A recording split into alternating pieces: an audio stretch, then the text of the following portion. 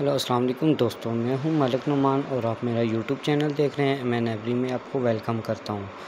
दोस्तों, हमारा आज का जो टॉपिक है कि ऑस्ट्रेलियन बजीज़ जो हैं वो ख़त्म करके लव बर्ड का कारोबार शुरू करना चाहिए या ऑस्ट्रेलियन ही हमें रखने चाहिए। और क्या आपके परिंदे बिल्कुल नकारा हैं बजीज़, जो आप एकदम लव बर्ड की तरफ जा रहे हैं।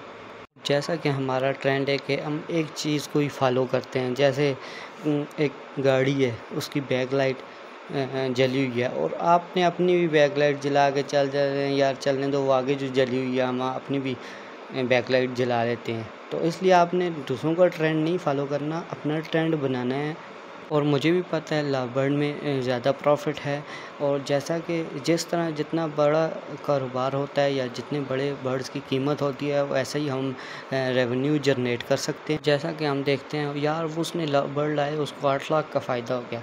ओ यार, वो फलाना मेरा दोस्त है, उसने लव बर्ड लाए, उसको 10 लाख का फ़ायदा हो गया, 20 लाख का फ़ायदा हो गया, 30 लाख का एक महीने में फ़ायदा हो गया। बिल्कुल होता है, इसमें कोई डाउट नहीं है कि हर लव बर्ड रखने वाले को इतना प्रॉफिट नहीं होता और हर लव बर्ड वाले को रखने वाले को प्रॉफिट होता है इतना।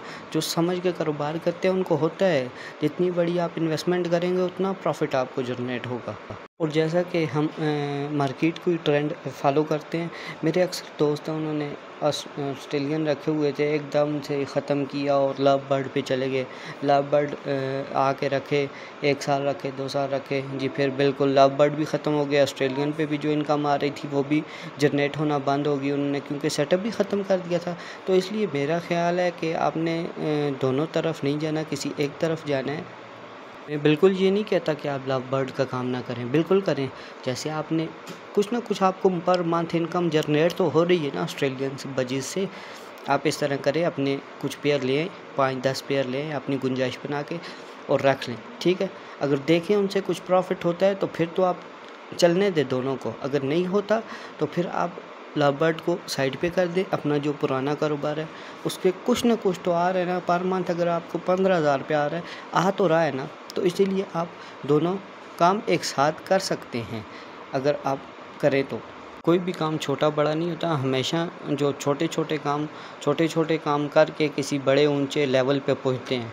तो हमेशा आप छोटे लेवल को तरजीह दें, छोटे मतलब काम को तरजीह दें। बिल्कुल छोटे छोटे काम को तरजीह दें, छोटी छोटी बातों को इग्नोर ना करें, उनका ख्याल रखें कि कौन सी आप गलती कर रहे हैं जिससे आपको नुकसान हो रहा है। छोटे बंदों की इज़्ज़त करें, मतलब जैसे जो छोटे फेंस के न्यू आ रहे हैं उनकी इज़्ज़त करें आप। ये तो किसी जगह भी नहीं लिखा हुआ आप अपने फिंचेस का कारोबार कर रहे हैं, लव बर्ड का बजीज़ का कर रहे हैं, ओगुरोमो का कर रहे हैं, एकदम से आप उसको क्लोज़ करें और आप लव बर्ड ला के रखते हैं। लव बर्ड ये तो नहीं है आप मार्केट से आई लव बर्ड लेके आ रहे हैं, वो आते हुए जी उसने अंडा दे दिया रास्ते में और घर पहुँचते पहुँचते आपको बच्चा भी दे दिया। ये तो बड़ा मुश्किल सा काम है। लव बर्ड तो के पे बड़ी मेहनत करनी पड़ी। तो चलो चलते हैं अपने टॉपिक की जानब। एकदम से आपने अपने बजीज़ नहीं बेचने।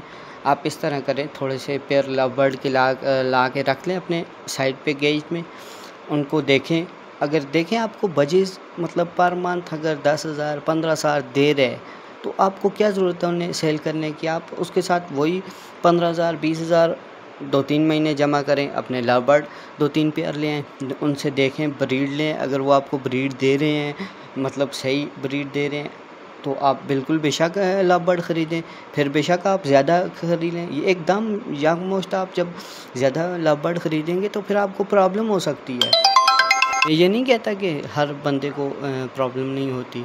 कई मतलब ऐसे हैं कि उन्होंने लव बर्ड ला के रखे अपने केज में या जैसा भी उन्होंने सेटअप लगाया, तो अल्हम्दुलिल्लाह उनको अच्छा प्रॉफिट बेनिफिट मिला, तो अच्छा रेवेन्यू क्रिएट हुआ उनके पास। मेरे कितने दोस्त यार हैं, वो मुझसे पूछते हैं, यार हमने फिंचेस छोड़नी है, लव बर्ड ख़रीदना है, होगुरोमो ख़रीदना है, हम या कोई और मेट्यूशन ख़रीदनी है।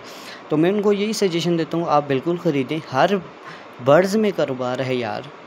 ये हम लोगों की ऐसे वहम सा हमारे माइंड में क्रिएट हो जाता है, नहीं फिंचेस में अब नहीं रहा, अब ओगुरोमो में आ गया है, अब ओगुरोमो में नहीं है, लव बर्ड में आ गया है, अभी लव बर्ड में नहीं है, रा में आ गया है, रिंग नेक में आ गया है, या कोई बड़े से बड़ा वो ले लें। जितना बड़ा मतलब आप लगाते हैं पैसा, उतना ही रेवेन्यू पर मंथ के बाद आपके पास क्रिएट होता है। वो लव बर्ड के माथे पे या उस की हिस्ट्री में तो नहीं लिखा हुआ कि लव बर्ड आप लेके आएंगे तो आप अमीर हो जाएंगे। तो जैसे ही ऐसे इसी तरह का एक मैं आपको एक छोटा सा वाक़या भी शेयर कर देता हूँ। मेरा एक दोस्त था, वो ले आया पार ब्लू के 3-4 जोड़े, और कुछ अरसे बाद मतलब फिर मिला तो यार वो तो मेरे मर गए थे, तो इतना मुझे नुकसान हो गया, इतना नुकसान हो गया। ओ भाई, इसीलिए बोला था पहले छोटी म्यूटेशन पे काम करो, उससे फ़ायदा लो, रेवेन्यू जनरेट करो और फिर बड़े बर्ड्स की तरफ जाओ। मेरा तो आप सब भाइयों को यही मशवरा है कि एकदम बड़े बर्ड्स की तरफ ना जाएं।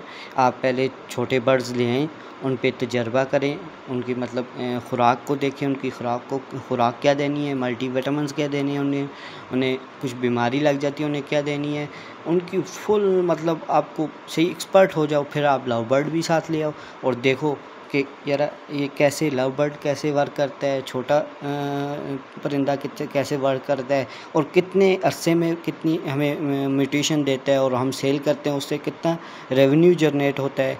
ये सारी चीज़ें आपने देखनी है, तब आपने एक बड़े बर्ड्स लेने हैं। एकदम से आपने बड़े बर्ड्स नहीं लेने हमेशा। अब एक आपने कॉलोनी डाली हुई है, अभी आपने एक कॉलोनी डाली हुई है, ऑस्ट्रेलियन की डाली हुई है, फिंचेस की डाली हुई है, होगोरोमो की डाली हुई है, या कुछ भी अदरवाइज़ कोई भी डाली हुई है। आप उससे देखें उसे क्या जनरेट हो रहा है, आपके पास कितनी इनकम जनरेट हो रही है। फिर आप लव बर्ड की थोड़े पीस ले आएँ, आप उनको अपने केज में अलहदा से रख लें, उनसे देखें कि उन्हें फीडबैक आपको क्या मिल रहा है। तो मेरा आप सब भाइयों से यही मशवरा है कि आप पहले छोटे बर्ड्स ले आएँ, उन पे तजर्बा हासिल करें, फिर आप बड़े बर्ड्स की तरफ जाएँ। तो जैसा कि आपको मेरी वीडियो अगर अच्छी लगी है तो हमारे चैनल को ज़रूर सब्सक्राइब करें। अस्सलाम।